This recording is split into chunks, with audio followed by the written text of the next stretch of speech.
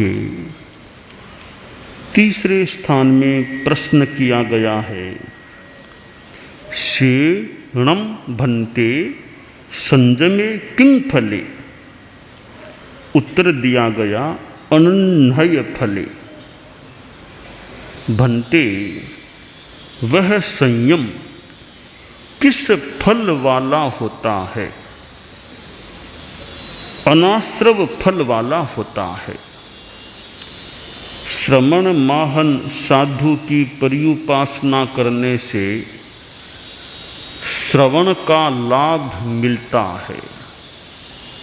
श्रवण से ज्ञान प्राप्त होता है। ज्ञान से फिर विज्ञान की प्राप्ति होती है। हेय उपादेय का विवेक प्राप्त होता है। विज्ञान से व्यक्ति प्रत्याख्यान कर लेता है। प्रत्याख्यान से संयम हो जाता है। संयम से क्या निष्पत्ति होती है? संयम से बड़ी महत्वपूर्ण निष्पत्ति होती है, वह है अनाश्रव, आश्रव का निरोध। नव तत्वों में पांचवां और मध्यवर्ती तत्व है आश्रव। यह आश्रव एक ऐसा तत्व है जो आत्मा को संसार में परिभ्रमण कराता है। परिभ्रमण जीव का संसार में होता है, उसका मूल जिम्मेवार यह आश्रव होता है। संस्कृत में कहा गया, आश्रवो भव हेतु स्यात्। आश्रव भव जन्म मरण की परंपरा का हेतु बनता है। संयम से उस आश्रव का अस्तित्व खतरे में पड़ता है और अस्तित्व फिर समाप्त भी हो जाता है। अब कैसे आश्रव बंद होता है, इसको जानने के लिए हम पहले यह ज्ञात कर लें या स्मृत कर लें, स्मरण कर लें, आश्रव है क्या। कर्मों के आने का रास्ता आश्रव है। कर्माकर्षण हेतु रात्म परिणाम है आश्रव है। कर्मों के आकर्षण का हेतुभूत आत्म परिणाम या कर्मों के आगमन का मार्ग आश्रव होता है। इस मार्ग को रोक देना अनाश्रव हो जाता है। जैसे एक तालाब है, नाले में से पानी आ रहा है, नाले को बंद कर दिया, अब पानी नाले में से नहीं आएगा। एक मकान है, उसका दरवाज़ा बंद कर दिया, गेट बंद कर दिया, अब कोई आदमी अंदर नहीं आ पाएगा। नौका के छेद है और उसको रोक दिया, निरुद्ध कर दिया, अब उस छिद्र में से नौका में पानी नहीं आ सकता। इसी प्रकार कर्मों के आगमन के रास्ते को बंद कर देने से फिर कर्म का आगमन उस रास्ते से नहीं हो सकता।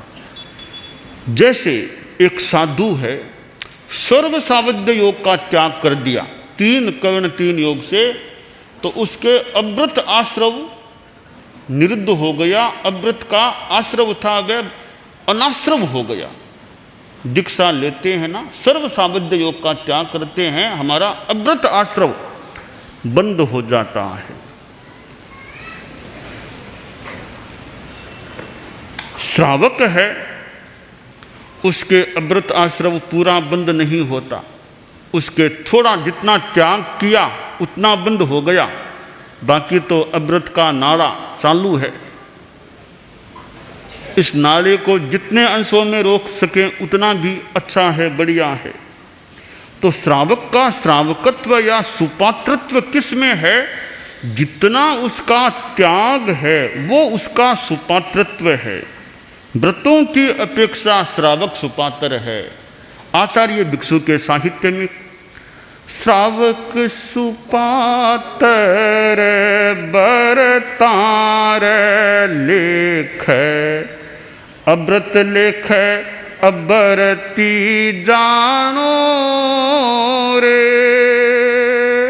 अव्रत रो इन रे काम पड़ जद, छह कायरो करे घम सानो रे, चतुर विचार करीने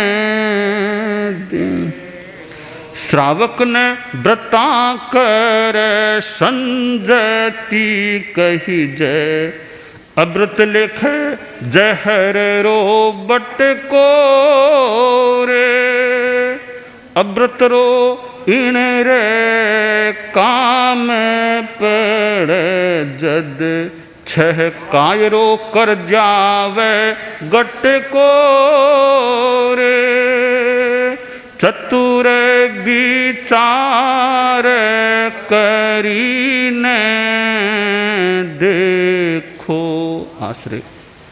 श्रावक सुपात्र कैसे है, क्यों है? जितना त्याग है उसके आधार पर उतना उतना वह सुपात्र है। बाकी तो वह अव्रती है और अव्रत का प्रयोग करता है तो छह काय के जीवों का घमासान करता है। पृथ्वी काय, अप काय, तेजस काय, वायु काय, वनस्पति काय, त्रस काय, छह काय के जीवों का घमासान कर देता है, नाश कर देता है। यह उसका सुपात्रत्व नहीं, वह उसका अपात्रत्व होता है। श्रावक को संयता संयति कहा गया। संयतत्व उसका क्या है? जितना त्याग है, व्रत है, उनके आधार पर वह संयत है। बाकी तो असंयति है श्रावक, और वह तो जहर का बटका है। छह काय के जीवों का गटका करता है, खा जाता है छह काय के जीवों को। ऐसा होता है श्रावक। यानी व्रत की अपेक्षा संयति है, अव्रत की अपेक्षा असंयति है श्रावक। तो जितना उसके व्रत होगा उतना उतना संयम होगा। जितना संयम होगा अव्रत आश्रव कम हो जाएगा, बंद हो जाएगा। यह त्याग एक ऐसी चीज है जो हमें अनाश्रव की ओर ले जाती है, अनाश्रव को प्राप्त कराती है। हमारे साधु साधियां हैं, वे अनाश्रव के साधक हैं। हम लोग अनाश्रव के साधक हैं, क्योंकि हमारे व्यवहार के आधार पर मिथ्यात्व आश्रव निरुद्ध, अव्रत आश्रव निरुद्ध, 5 में से 2 आश्रवों को हमने रोक दिया है। कितना बड़ा काम कर दिया, 2 आश्रमों को हमने रोक दिया। अब हमारे क्या है, अभी आश्रव चालू भी है। चालू हमारे कौन से हैं? कषाय आश्रव तो हमारे चालू है ही है। कषाय आश्रव तो हम चारित्रात्माओं के आज भी चालू है। यहाँ तुम लोग बैठे हो, पर यहाँ भी तुम लोग पाप का बंद कर रहे हो।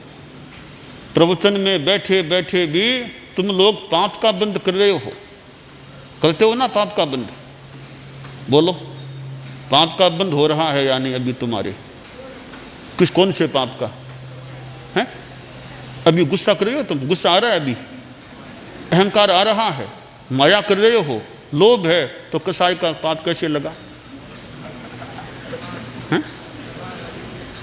तुम बताओ, ध्रुव कुमार बताओ, अभी कसाई का पाप लग रहा है क्या है? कुमार समण जी बताएं, कसाय आश्रव चालू है क्या? अभी लग रहा है? क्यों? अभी गुस्सा आ रहा है क्या? अभी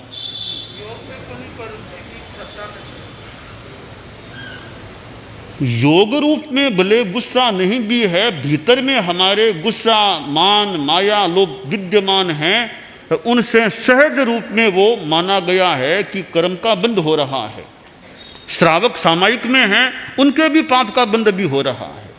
तो कषाय आश्रव हमारे चालू है और प्रमाद आश्रव भी हो सकता है। छठा गुणस्थान है ना, क्या नाम छठे गुणस्थान का है?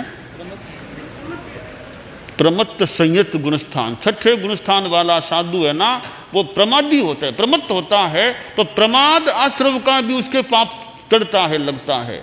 जो सातवें में आ गए वहां प्रमाद आश्रव नहीं रहेगा, उसका नाम क्या हो जाएगा? अप्रमत्त संयत गुणस्थान, वहां हम अप्रमत्त हो जाएंगे। तो साधु के कसाय आश्रव तो चालू है, प्रमाद आश्रव भी हो सकता है। हमारा काम है अशुभ योग आश्रव तो न रहे। शुभ योग आश्रव भी होता है हमारे, पर अशुभ योग आश्रव न हो, इसका हम चारित्रात्माओं को, श्रमण श्रेणी को भी, जितना श्रमण श्रेणी भी अशुभ योग आश्रव से उचित रूप में बचाव कर सके वह करना चाहिए। और चारित्रात्माओं के तो अशुभ योग का त्याग है। अगर अशुभ योग करें तो हमें दोष लगता है, इसलिए अशुभ योग नहीं होना चाहिए। अशुभ योग कैसे हो सकता है?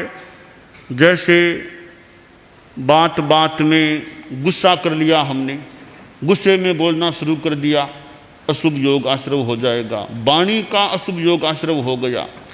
और शरीर से चेहरे में लाल पीलापन आ गया गुस्से में, वो काज योग में अशुभ योग आश्रव हो गया। चेहरे पर लाल पीलापन नहीं आया, वाणी से भी गुस्सा नहीं किया, मन में गुस्सा आ गया, तो मनोयोग के रूप में अशुभ योग आश्रव हो गया। तो साधु को गुस्सा नहीं करना, समणी को भी गुस्सा नहीं करना होता है, समण को भी गुस्सा नहीं करना, साध्वी को भी गुस्सा नहीं करना। हमारे गुस्से का त्याग है, साधु साधियों के गुस्सा करने का त्याग है। गुस्सा करते हैं, आता है तो हमें दोष लगता है। तो यह आश्रव हमारा जो कसाय रूप में है वो तो भीतर में है, योग रूप में कम से कम वह आश्रव साधु के नहीं आना चाहिए, क्योंकि हमने तीन करण तीन योग से सर्व सावध्य योग का त्याग कर दिया है। इसलिए फिर हमें गुस्सा तो करना ही नहीं चाहिए, आ जाता है वो हमारा प्रमाद है, दोष है, तो उसका भी हमारे शोधन हो जाए, ऐसा लक्ष्य रहना चाहिए। तो शास्त्रकार ने कहा है कि संयम का फल है अनाश्रव का हो जाना, और शुभ योग का भी हम अनाश्रव कर दें। शुभ योग का अनाश्रव कैसे हो सकता है? जैसे मान लीजिए मुनि जय कुमार जी हैं क्या, शुभ योग का आश्रव कैसे रुक सकता है? कैसे? यहां बता दो, यहां बताओ। जैसे तुमने ध्यान कर लिया, मान लो, अब ध्यान कर लिया है ना, अब वो शुभ योग का भी आश्रव रुक रहा है, मतलब शुभ योग आश्रव बंद हो रहा है, क्योंकि अंशों में, कुछ अंशों में तुमने ध्यान कर लिया।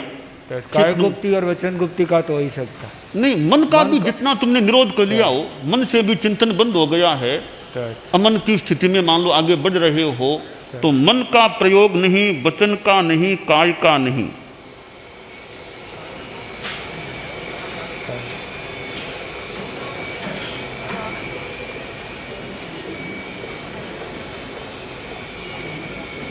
ऐसे ध्यान कर लोगे ना, न काय का प्रयोग अपनी सीमा में, न वाणी का, न मन का, तो यह तुम्हारा, तुमने संकल्प कर लिया आधा घंटा मुझे न चलना फिरना, न बोलना, यथासंभव चिंतन भी नहीं करना, ध्यान में आधा घंटा संकल्प के साथ बैठ गए हो, तो तुम्हारे वो शुभ योग आश्रव भी एक तरह से एक सीमा में निरुद्ध हो जाएगा।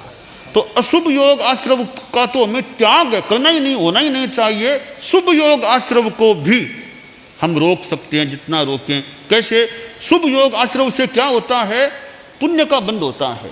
तो पुण्य का बंध भी न हो, शुभ योग रोक देंगे तो वो फिर एकदम पुण्य का बंध भी रुक जाता है अपनी सीमा में। तो इसलिए शुभ योग आश्रव हमारे वैसे चालू रहता है, हो जाता है, तो शुभ योग आश्रव को भी हम रोकने का प्रयास कर सकते हैं ध्यान जैसी या मन वचन काय के संयम की साधना से। तो जो मन का संयम किया, वाणी का संयम हुआ, काय का संयम हुआ, उसका फल क्या होगा? आश्रव का निरोध हो जाएगा। तो चारित्रात्मा जो हैं हम लोग, हमें अशुभ योग आश्रव से तो बचने का विशेष प्रयास करना चाहिए। गृहस्थ भी जितना अशुभ योग आश्रमों से बचेंगे, जितना त्याग करेंगे।